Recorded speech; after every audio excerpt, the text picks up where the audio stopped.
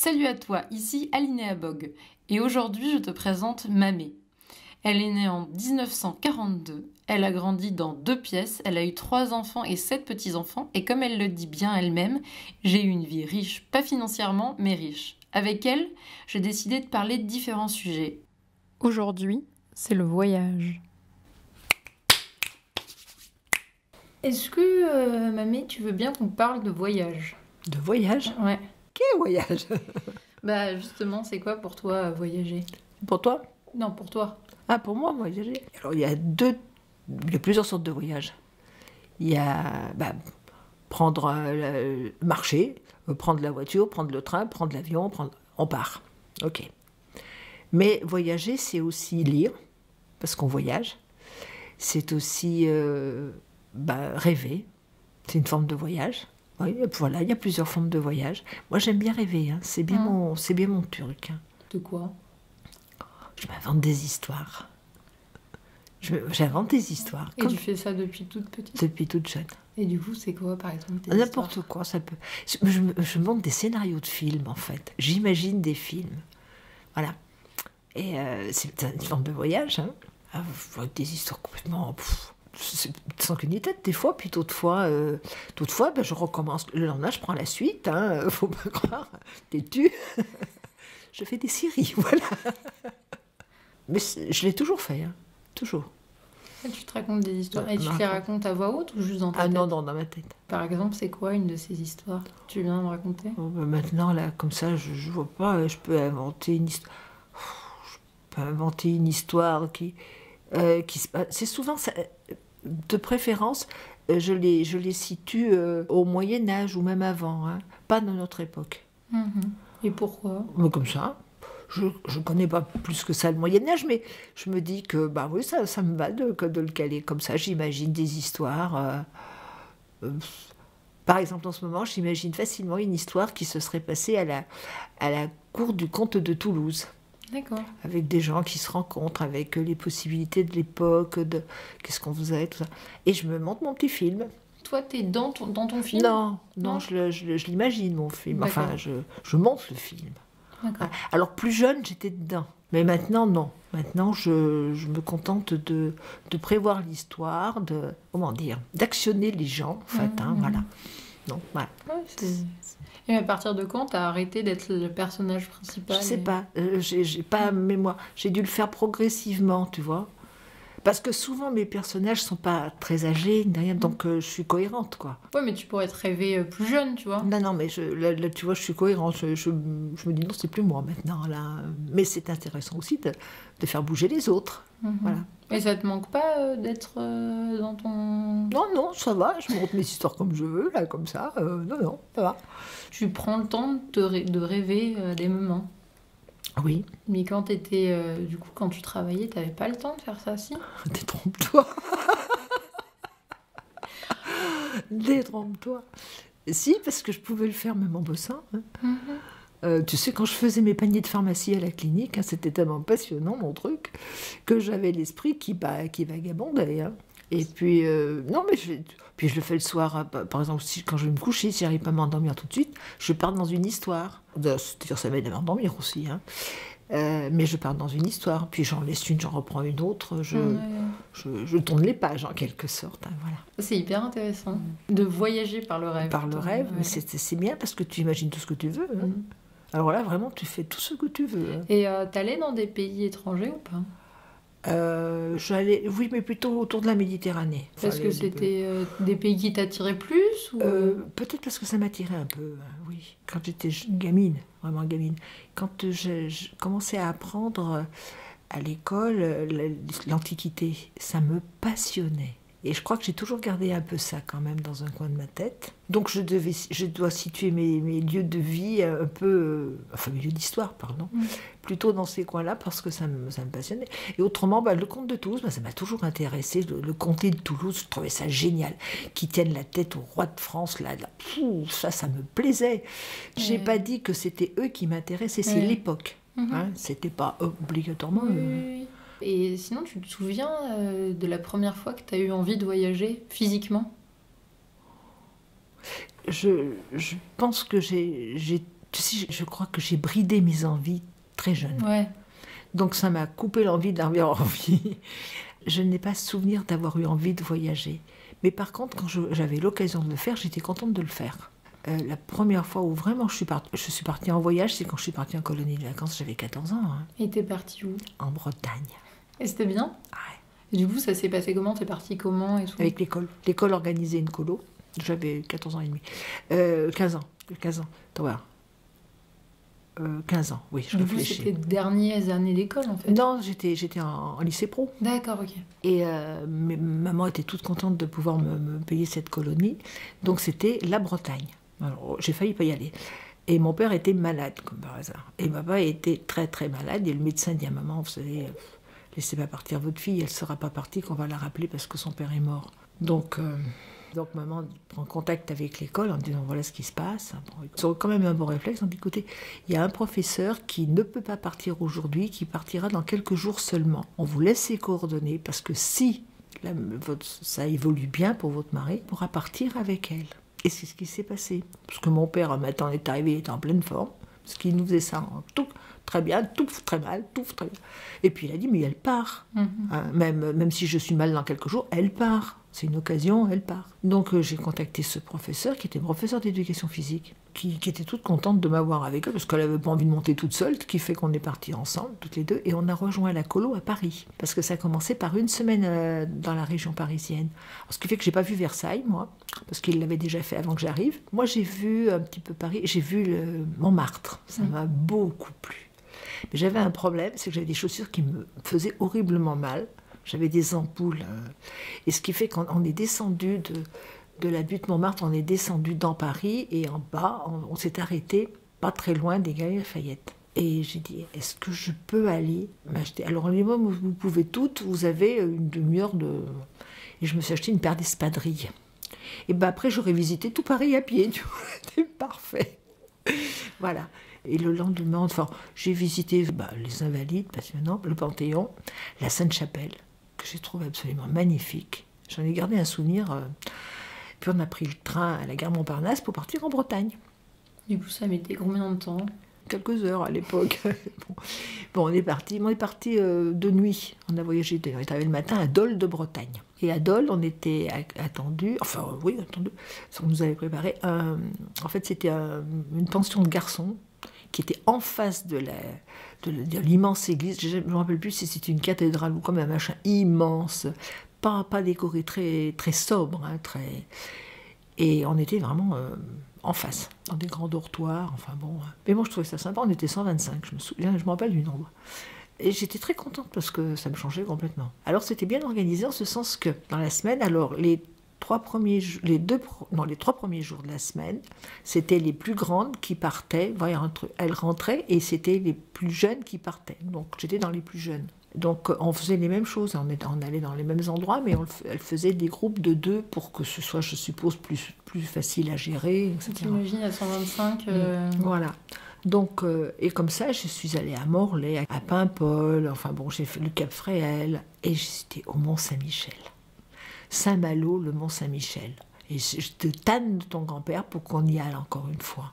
D'abord parce que lui, il ne connaît pas, et moi, j'aimerais bien y revoir, franchement. Alors, on a eu un temps de cochon. Mais alors, la Bretagne, quoi, il brûlait, on peut pas dire qu'il faisait froid, mais il brûlait, on allait se baigner, on était autant mouillés dehors, dedans, on campait, c'était sympa, sous la pluie. Enfin, bon, ça t'a pas traumatisé? Bon, pas du tout. Et j'en ai vraiment gardé un très bon papier. Je peux. Ah Oui, viens. C'est pour éviter de faire le bruit. Ah bah c'est vrai que c'est ici. Ça marche. Pour éviter le bruit. Attends. Non, ne bouge pas. Bonne nuit, papé. Bonne nuit à vous aussi. Allez, à tout à l'heure, mon grand. Salut. Ciao. Il est tout fatigué, le pauvre. Oh, regarde. Qu'est-ce que tu fais? Il revisse là. Bouge, ça a séché. Bonne nuit. Bonne Dors nuit. bien. Et puis j'ai un souvenir marrant, C'est quand on était du côté du Cap Fréhel, il pleuvait pas. Ah. Et on était de Tambouille par roulement, un peu comme les scouts, quoi, finalement. Hein. Et moi, j'avais une habitude de scout, par contre, puisque j'avais fait du scoutisme. J'en faisais encore d'ailleurs à l'époque. Et alors, on était de Tambouille un soir, et je me souviens très bien qu'on avait des tranches de pâté. Alors, on avait coupé nos tranches de pâté, on avait fait un plat, tout ça, bon, et puis là-dessus, je me prends les pieds dans je sais pas quoi, et je renverse le pâté dans le sable. Alors, on a vite ramassé le pâté avec un couteau, on a soigneusement gratté, on a tout remis dans le plat, tout le monde a mangé son pâté, il est bizarre, il craque. Ah bon? Mais nous, on n'en a pas mangé, c'était pas folle. Mais ça a été un très bon souvenir. Mais du coup, avec les scouts, tu partais pas? Non. À l'époque, on partait beaucoup moins que maintenant. On partait le dimanche. On faisait des sorties le dimanche, tout le dimanche, des fois du samedi après-midi au dimanche, tu vois. Mais on partait pas loin. D'abord, on n'était pas riches, hein, on n'avait pas les moyens. On avait de quoi faire. À Lyon, c'était pratique parce qu'on était vite à la campagne. On avait des endroits où on pouvait aller passer le week-end tranquillement, où on campait, où on dormait dans des gîtes, enfin dans des machins. Si, ça, je l'ai fait un peu, oui. Mais après, ça, c'est ton premier voyage du coup en Bretagne. Ouais. Mais mine de rien, t'étais déjà sortie de Lyon. Enfin, Ah bah bien sûr, je venais depuis que je suis née. Oui, donc 3-4 fois par an. C'était pas vraiment un voyage pour toi, mais... C'était autre chose. Ça faisait partie de ma vie, quoi. La première fois que je suis venue, je crois que j'avais 9 ou 10 mois. Et à partir de là, je suis venue tout le temps, on va dire, hein, chez ma grand-mère et ma tante. Et puis ma tante s'est mariée, donc j'alternais ma grand-mère et chez ma tante, dans le Vaucluse. En fait, mon père me descendait ici. Ma tante venait avec son mari et ils nous mettaient dans la voiture et ils nous embarquaient, ma grand-mère et moi, chez eux. Et ma grand-mère passait 2 mois chez ma tante, comme ça, avec moi. Donc j'avais l'habitude. Alors là, je descendais où j'allais, à la Tour d'Aigue, ça s'appelait, le village. Mais c'est une ferme, mais on était entre la Tour d'Aigue et Pertuis. C'est une très belle région. Il y a un défaut, c'est très vanté. Le Mistral, là, impeccable. Et ma tante était toute contente, le dimanche on partait, elle exigeait que mon oncle nous sorte. Ce qui fait que j'ai visité les châteaux de la région, j'allais voir les corsos fleuris, c'était très très beau. Alors les corsos, c'est des défilés de chars, mais complètement oui, ça y est, je vois. Voilà, décorés par des fleurs, c'est magnifique. J'ai fait des balades super comme ça. Hein. Et puis mon oncle avait beaucoup de neveux et nièces, dont une nièce qui avait 1 an d'écart avec moi, 1 an de moins je crois, Raymond. Donc on essayait de se retrouver dans les bleds quand il y avait des fêtes, on restait ensemble toutes les deux, tu vois, enfin, voilà. Donc j'ai un très bon souvenir de ces vacances. C'est aussi un endroit où j'aimerais emmener papé, et j'aimerais voir ce qu'est devenu le château de la Tour d'Aigue. Et c'était très très beau, vraiment très beau. Et il y avait de beaux feux d'artifice en plus. En fait, c'était comme si, à cette époque-là, on avait plus l'habitude de voyager, entre guillemets, dans le coin, de sortir, de faire des petites distances, en fait, que maintenant, voyager, c'est vraiment partir. C'est partir. Très, nous, très on loin. voyait, c'était déjà bien pour nous de voyager sur des petites distances. Alors là où il y a une erreur en ce qui me concerne, c'est que les gens, généralement, sachant que j'habitais Lyon, me disaient « Ah ben, tu allais faire du ski ». Pas du tout. Pour plusieurs raisons. D'abord parce que faire du ski à l'époque, c'était pas répandu comme maintenant. L'équipement coûtait très cher. Hein. Donc non, non. Moi, je suis jamais allée faire du ski. Jamais, jamais. Une fois, Muguette, j'étais fiancée avec papé, il était à l'armée. Muguette, lui et les enfants, ils sont allés au ski. Ils avaient des skis à eux. C'était du ski de randonnée, on ne faisait pas du ski de descente. Ils m'avaient prêté des skis. Ils n'ont pas réussi à prendre une photo où je suis debout sur les skis. J'étais toujours par terre. Donc je pensais que c'était pas fait pour moi, puis c'est tout. Et alors après, je suis allée à la montagne, mais alors bien plus tard, j'avais les enfants et tout, quand Daniel s'était marié. Et comme ils avaient un appartement à Val d'Isère, ils prenaient nos gamins en vacances avec les leurs. Moi, je prenais les leurs ici, enfin bon, on les rejoignait et on passait quelques jours à Val d'Isère. Mais je skiais pas, quoi. Généralement, je faisais à manger, alors tu vois... Est-ce que ta perception du voyage, elle a changé, elle a évolué? Ouais, bien évidemment, grâce à vous, en particulier. Parce qu'il a fallu déjà qu'on arrive à l'époque de pratiquement de la retraite pour voyager, nous. Hein. La première fois où on est parti vraiment loin, c'était pas longtemps avant ma retraite. Attends, que je... Ah non, peut-être. Hein. On est parti à Istanbul. Alors, ah oui, ça c'est fait comme ça. C'était pour les fêtes de Noël. Ton père nous met sur un petit papier, il y en a marre des cadeaux idiots. Choisissez un voyage et je vous l'offre. Alors il y avait les châteaux de la Loire, Istanbul et le troisième, je sais plus. Enfin bon, un truc. Alors, on dit les châteaux de la Loire, parce que moi, j'avais jamais vu les châteaux de la Loire. Alors, on coche les châteaux de la Loire. Ton père me dit, c'est pas vrai. Non, mais c'est pas possible. Oui, mais non, mais écoute, ça me fait plaisir d'aller voir les châteaux de la Loire. Bon, ben alors, les châteaux de la Loire. Alors, organisez-vous. Donc, on s'achète un guide, tout ça, pour trouver un endroit où habiter. On fait tout. Papé rentre de travailler un jour de la clinique où il travaillait. Il travaillait à l'infirmerie protestante déjà. Et il me dit... 4 jours à Istanbul, ça te plairait? Je dis bien sûr, pour comment? Eh bien, il me dit, avec le comité d'entreprise, on peut partir à Istanbul, et ça coûtait franchement pas cher. Donc, je téléphone, on part à Istanbul. Et il me dit, pas les châteaux de la Loire? Je dis non. Il me dit, maman, tu me dis combien ça coûte, je vous l'offre. J'ai dit, je vous l'offrerai, je vous l'offre. Donc, on est parti 4 jours à Istanbul.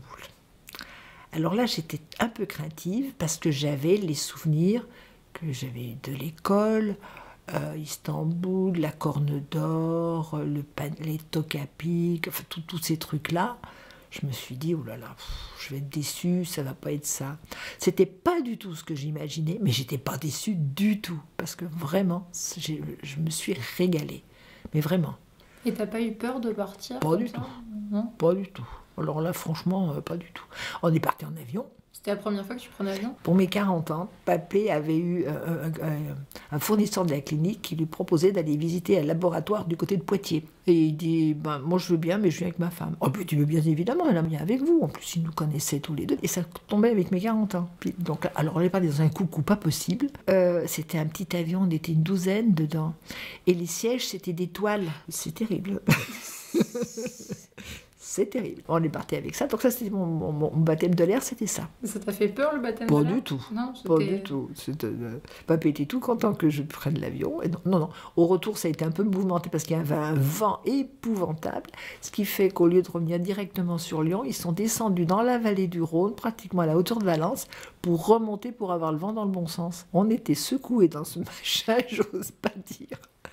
Tout le monde était un peu pâle, pas moi. Bon. Alors, par contre, quand on est parti à Istanbul, on montait à Paris en car et on prenait l'avion à Paris. Et on est arrivé à Istanbul et les gens rentraient du pèlerinage à la Mecque. Alors, je ne te dis pas l'aéroport d'Istanbul, à quoi ça ressemblait. C'était des you-you dans tous les coins, des gens avec des containers d'eau sainte à venir. Enfin bon, c'était à voir. Hein. C'était à voir. C'était le début du voyage à voir, vraiment. C'était sympa, j'ai beaucoup aimé. J'ai beaucoup aimé, j'y serais retournée volontiers. J'aimerais bien aller en Turquie, j'aimerais voir la Cappadoce, les villages troglodytes, etc. Mais c'est pas tellement le moment d'y aller, peut-être maintenant. Mais autrement, tu me connais, moi, j'irais bien. Oui, mais tu vois, c'est marrant que t'aies pas eu... Enfin, tu vois, que t'aies bridé ces envies quand t'étais petite, mais que malgré tout... t'aies toujours eu, mine de rien, cette envie et ce goût, entre guillemets, du voyage, parce que c'est pas tout le monde qui serait capable de prendre l'avion, aller dans un pays où tu parles pas la langue, surtout que tu parles pas anglais non plus. Ah bon? Et Alors je peux te dire qu'à Istanbul, quand tu arrives à Istanbul et puis que tu dis mince, j'ai pas les pellicules photos, parce qu'à l'époque on avait des pellicules. Surtout tu n'achètes pas tes pellicules sur le marché, parce qu'elles sont au soleil depuis on ne sait pas quand, tu vas dans un magasin, maman. Bon, Marie Barrette, tu me connais, je sors.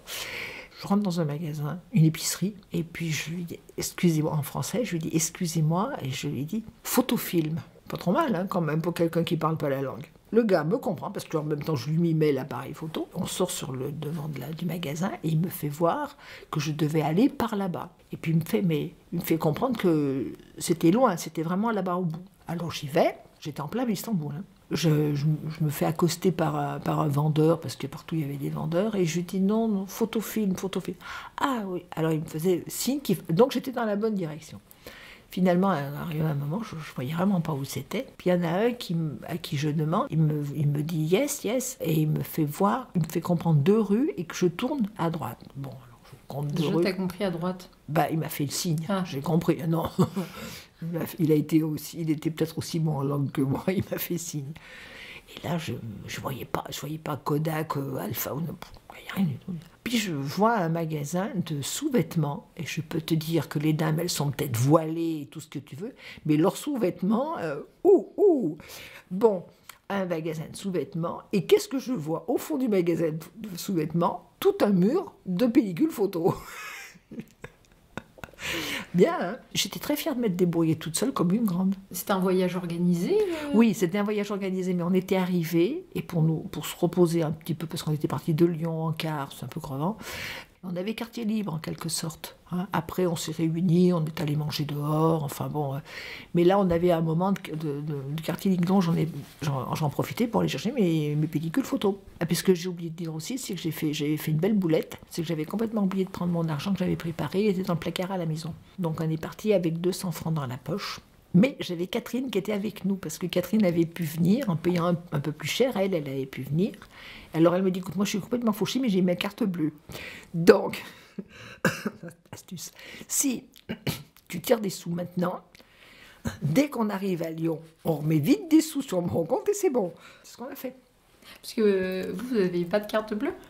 Ben non, j'avais tout oublié ensemble. Oh bah tant qu'à faire. Oui. Oh bah écoute, quand tu fais une bêtise, tu la fais à fond. Oui, non, mais c'est sûr. Alors à l'époque, papé n'avait pas de carte bleue, il n'y a que moi qui en avais une. Donc c'était ensemble. Pour pas tu vois, pour pas l'oublier. Pour pas l'oublier. Voilà. Bon, et donc on est parti. Et ben on a tiré de l'argent. Puis même, on tirait même pas mal parce que j'ai réussi à acheter un cadeau pour chacun. Ça, c'était un voyage organisé. Oui. Ton premier voyage Pas organisé. pas organisé. C'est quand on est allé à Douala, au Cameroun.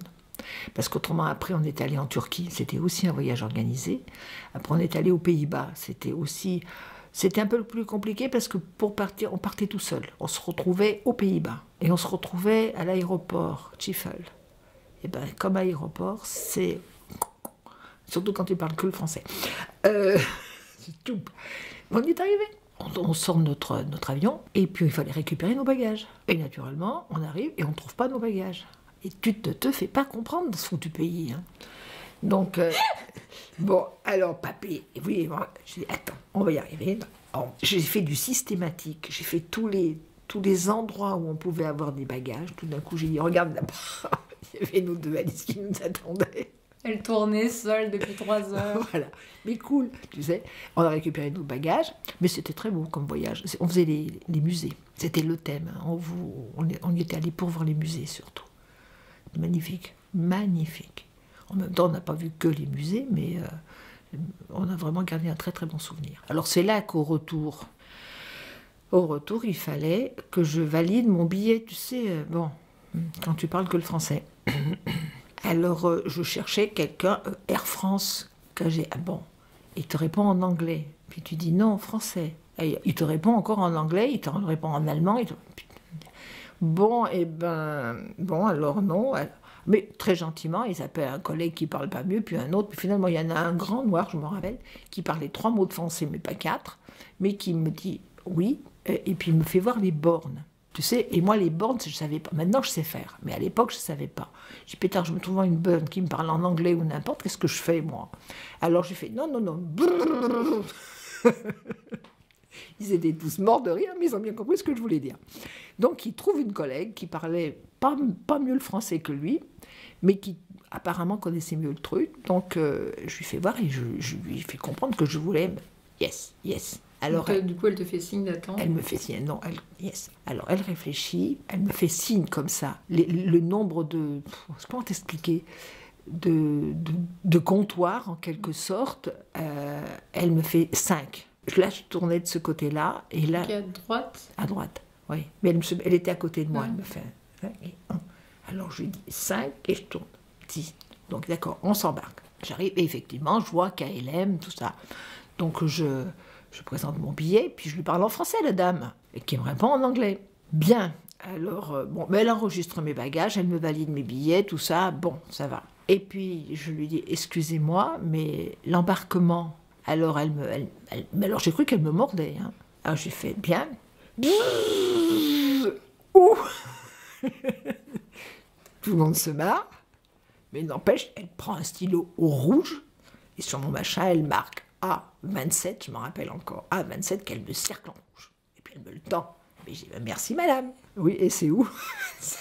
Ne t'inquiète pas, il y a des pictogrammes. On y va. Oui, les bagages étaient déjà pris. On n'avait plus que notre bagage à main. 25 minutes à pied pour arriver à la porte. J'étais très contente qu'on ait beaucoup de temps. 25 minutes, pour peu qu'on se paume un coup en route, bon, C'est long, hein. On est arrivé à la porte à 27. On s'assoit, tout ça, c'était bien, on avait le temps, tout bien. Arrivent plein de gens qui manifestement étaient des Français, qui partaient à Toulouse. Et puis là, on entend, tu sais, comme dans les aéroports. Bon, eh ben, oui. Et là, ils se lèvent tous. Mince, ils nous ont changé de porte. Oh, j'ai pétard. S'ils nous ont changé de porte aussi, on fait comment? Puis je voyais l'heure qui tournait. Alors je vais à un comptoir avec mon... Je dis, attends, tu restes là, j'y vais. Alors, avec mon papier à la main, et je lui dis, excusez-moi, et je fais voir. Elle regarde, elle me dit, ah, monsieur, madame Prat, yes, yes. Il y avait le car qui nous attendait sur le tarmac pour nous emmener à l'avion. Et voilà, c'est bien. Parce que j'ai quand même eu un petit temps d'angoisse. Hein. On part, on arrive à l'avion, on monte, et là je dis à l'hôtesse en arrivant, c'est bien l'avion pour Lyon. Elle a dû se dire, elle est complètement folle, ou alors elle sort de son trou. Quoi. Et c'est quoi le voyage qui t'a le plus marqué? Ah, je crois que c'est Douala, le voyage à Douala. Parce que c'est quand même été un peu épique. Parce qu'on est parti donc de... Eh ben, je sais plus. Et non, que je suis bête, on est monté à Lyon, on est parti de Lyon. On avait une escale à Casablanca. Et c'est là que j'ai vu, dans l'aéroport, il avait monté sa tente. Il y avait je suppose que c'était un notable, il y avait des tapis empilés, on était en train de lui préparer son thé, il était affalé sur ses coussins. Et il y avait... mais vraiment, il avait refait son truc comme en plein désert. Hein. Cool. Bon, tout le monde avait l'air de trouver ça normal, donc moi aussi, pas de problème. Et donc, je vais faire la queue pour faire valider mes bagages. Une queue, je te dis pas. Et là, il arrivait des messieurs qui manifestement étaient des serviteurs, quoi, avec des piles de passeports importants, alors vraiment la pile de passeports, et qui passaient devant tout le monde. Et il y avait des dames avec moi, et oui, c'est pas normal, ils nous passaient devant. Je dis, on est chez eux, taisez-vous. Nous sommes des femmes et on est chez eux, alors on se la joue douce. Hein. Oui, mais il nous passe devant. Mais il n'empêche que si on fait des histoires, on n'est pas encore passé. Alors vous vous taisez, on fait un sourire et on avancera doucement. On avançait très doucement. Hein.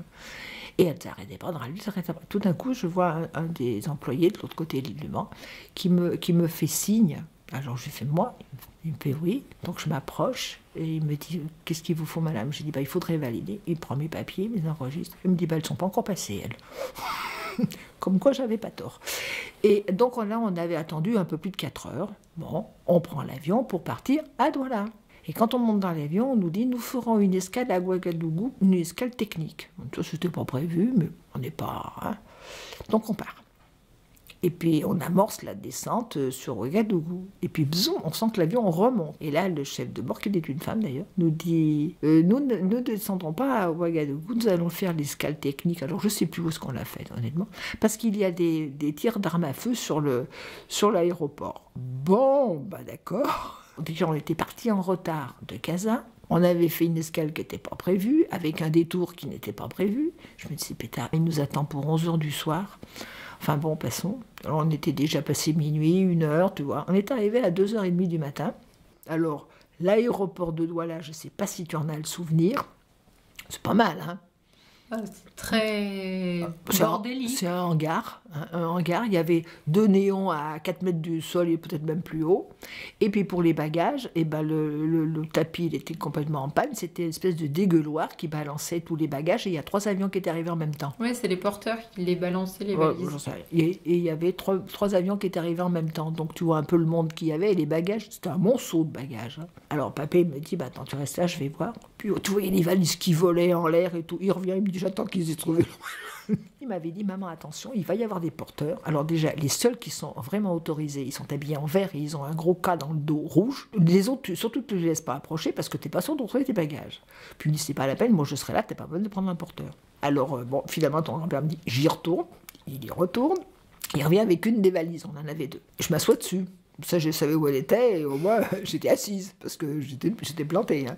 J'avais ma canne. Oui, tu avais ta canne parce que tu avais eu ton problème à la hanche. Oui, j'avais été opérée à Noël précédent, quoi. Il n'y avait pas un an. Donc, j'étais sur ma valise, et j'avais les gars qui venaient. Et je disais, non, non. Et la maman, elle n'a pas de sous. Mais la maman, elle n'a pas de sous. La maman, elle n'a pas de sous. La maman, elle a fils, mais elle n'a pas de sous. Elle n'a pas de sous, la maman. Et effectivement, je n'avais pas l'argent du coin. Donc, grand-père récupère la 2e valise. Donc, on s'embarque pour passer à la douane. Hein. Et puis alors, toujours suivi par les porteurs qui te scotchaient, les pauvres. Et puis tout d'un coup, je vois une main qui se pose sur la valise. Je me retourne et je fais « La maman, elle n'a pas de sous !» Et c'était la douanière. Pliée de rire. Mais alors vraiment pliée de rire. Qui me met une croix sur la valise, on est passé. J'entendais que la maman, elle en avait ras-le-bol. Pourquoi c'est ce voyage-là qui t'a le plus marqué? Parce que c'était vraiment le premier vrai grand voyage qu'on faisait. On quittait l'Europe, vraiment. Tu me diras, on avait quitté quand on était allé en Égypte, mais enfin, on n'était pas seuls. C'était différent. Hein. Il fallait qu'on se débrouille. On se débrouillait en français. Mais quand même, il y a des endroits, le français, il passait juste. Hein. Et puis même à Douala, en parlant en français, il y avait des moments, pour comprendre ce qu'on te répondait, il fallait vraiment tendre l'oreille, quoi. Donc, c'est parce que les Camerounais, ils ont la maîtrise du oui, voilà. Tu sais pas si c'est mais non, voilà. Alors donc, tu dois décoder. Ben, c'était une vraie expérience, ce truc-là. Puis alors, papy, cool. Hein. Derrière moi, tu te débrouilles. Hein. Lui, il portait, il n'y a pas de problème, il portait les bagages. Mais tu te débrouilles. Ça m'énervait quand on avait été aux Pays-Bas. Papy, s'il lit l'anglais, il comprend en partie. Hein. Mais tu crois que... Non, débrouille. Et la preuve que je me débrouille, je me démonte pas. On est allé en Égypte, on est allé se balader seul dans les rues, partout. Enfin bon, on avait des grands moments où on pouvait faire un peu ce qu'on voulait. Alors tu sais, avec le sourire, en étant très poli et avec le sourire. Finalement, on se rend compte que ça passe. Hein. Tu préfères les voyages organisés ou les voyages où tu es tout seul, enfin tout seul entre guillemets? L'avantage du voyage organisé, c'est que tu n'as pas à te soucier des contingences matérielles. Ça, c'est pratique. Mais par contre, chaque fois, on avait des voyages où, d'accord, tout était prévu au niveau organisation pure, mais après, on avait des temps de libre. Donc, tu préfères quand même les voyages organisés? Bah, l'avantage pour moi qui ne parle pas autre chose que le français, ça te permet de voyager dans des endroits où... C'est pas que je ne partirai pas à l'aventure, mais quand tu sais que tu vas avoir Vous l'avez fait un peu avec Venise, avec... Oui, à Prague. Venise, ça a été plus facile que Prague, au niveau du contact. Ouais, parce que peut-être c'est plus touristique aussi, ils doivent avoir plus l'habitude. Oh non, c'est touristique, alors là, tu rigoles. Non, mais bon, la langue, là, franchement, c'est totalement... Avec l'italien, je peux arriver à me faire... Tu chopes 2-3 mots. Ouais, et puis eux, ils en chopent aussi, on arrive à... Et puis, ils ont plus un parler gestuel comme moi. Mais là, on est arrivé par exemple à Prague, le taxi nous attendait, il nous emmène et il nous pose sur une place et puis il se tire. Mais là, où, quand, quoi, comment on voyait pas ni hôtel, ni rien du tout. Et puis finalement, on voit sur une porte un numéro de téléphone et ça correspondait. Et en fait, l'hôtel était beaucoup plus loin et ça, c'était l'annexe en quelque sorte qui louait des gîtes. Alors après, on s'est très bien débrouillé. Hein. On est arrivé, on avait très faim, il fallait qu'on aille manger. Vous voyez, c'était écrit en tchèque, c'est vachement pratique pour comprendre ce qu'on mange. Mais ils ont des photos. Oui. Ouais, aux Pays-Bas, je l'avais fait, tu sais comment, en regardant ce qu'il y avait dans les assiettes des autres et en disant, ça n'a pas l'air d'être trop mal, ça. Ça là. Si tu vas aux Pays-Bas un jour, si tu sais pas quoi manger, tu prends des soupes. Ils ont des soupes excellentes. Donc voilà, moi, pas que j'aimerais pas partir comme ça à l'aventure, mais j'ai bien conscience que le fait de ne pas parler... autre chose que le français, c'est un handicap, ça c'est vrai, j'en ai conscience. Tu sais ce qui m'agace, je l'ai encore entendu aujourd'hui à la radio, quelqu'un qui disait oui, je parle l'anglais comme tout le monde. Ben non, tout le monde ne parle pas l'anglais, je regrette. Par contre, alors là j'ai entendu un truc, les Anglais, 80% des Anglais ne parlent que l'anglais. Ils refusent d'apprendre autre chose. Alors, mais j'ai bien conscience que c'est un handicap pour voyager. Mine de rien, t'as pas mal voyagé quand même. Hein. Un peu. Mais qu'est-ce que t'aimes bien dans le voyage? Partir. Partir. Parce que finalement, je change d'environnement, je change. Puis t'es toujours un peu de surprise quelque part. Tu regardes, tu vois autre chose. Alors, je trouve que la France est un pays qui mérite d'être visité de haut en bas et de bas en haut. Je suis montée plusieurs fois en Lorraine, je suis allée en Alsace, je suis allée un peu à Paris. J'ai quand même voyagé un peu en France. Mais il n'y a pas un endroit où j'ai été déçue en France. Hein. Si, la plaine de la Beauce. C'est horrible. C'est plat. À part ça, je trouve toujours qu'il y a quelque chose de beau à voir. Hein. Je visiterai la France avec plaisir, franchement. Mais aller ailleurs, moi, c'est la découverte d'autres gens, d'autres modes de vie, découvrir autre chose. J'aime bien le contact des gens, moi. Même si je ne comprends pas ce qu'on se dit, c'est sympa, je trouve. Voilà, j'aime. J'aime. Toi, t'as déjà voyagé toute seule ou pas? Gamine, oui. Mais plus âgée, non. Bah non, j'ai papé. Mais t'aimerais voyager toute seule ou pas? Non, à la Non. limite, j'ai mon papé, là, moi, je... Non, mais ça te fait peur ou... Ah non, pas du tout. C'est juste que Non, c'est... non, pas du tout. Ça me fait pas peur du tout. Bon, là, je monte à Grenoble toute seule. Pas... Non, je vais pas... Donc, je suis montée à Paris toute seule, plusieurs fois. Mais t'y allais pas pour visiter? Non, C'était j'allais pas pour pour travailler. visiter. Mais je me suis bien débrouillée toute seule quand même. Non, ça me fait pas peur. Hein. Alors en France, là, quand même, là, j'ai pas peur. Mais j'aime bien hein, voyager, moi. Je me ferais facilement des voyages, oui, c'est vrai. Mais pourquoi je me suis bridée aussi? Parce que j'avais un problème de budget. Hein. Alors tu te perds l'habitude après. Tu sais, tu canalises tes envies par rapport à tes possibilités. Évidemment.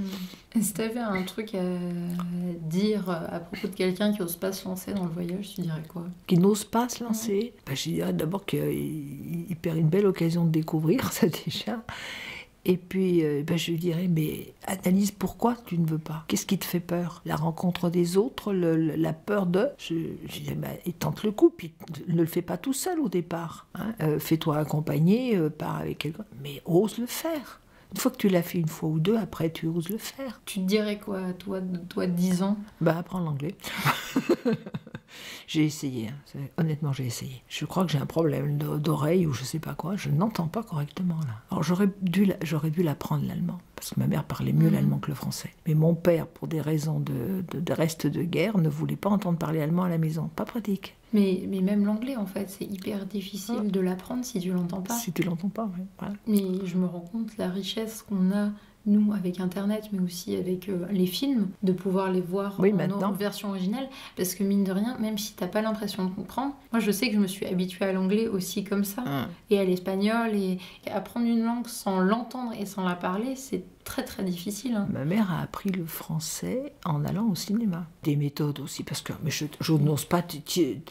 on est 50 dans une classe, tu vois, déjà là, il y a un problème. Et puis toc, toc, toc, au Tannenbaum en allemand, je me rappelle avoir mon beau sapin. Mais c'était, on apprenait ça, gna, gna, gna, gna, En plus, quoi. tu comprends pas ce que tu dis. Je ne sais pas ce que tu dis. C'est pas stimulant, hein. Franchement, Non, c'est pas c'est stimulant. Alors donc, si j'avais 10 ans, je te dirais, apprends une langue. Deux même, je sais pas. Ben, merci beaucoup. Je t'en prie, ma chérie.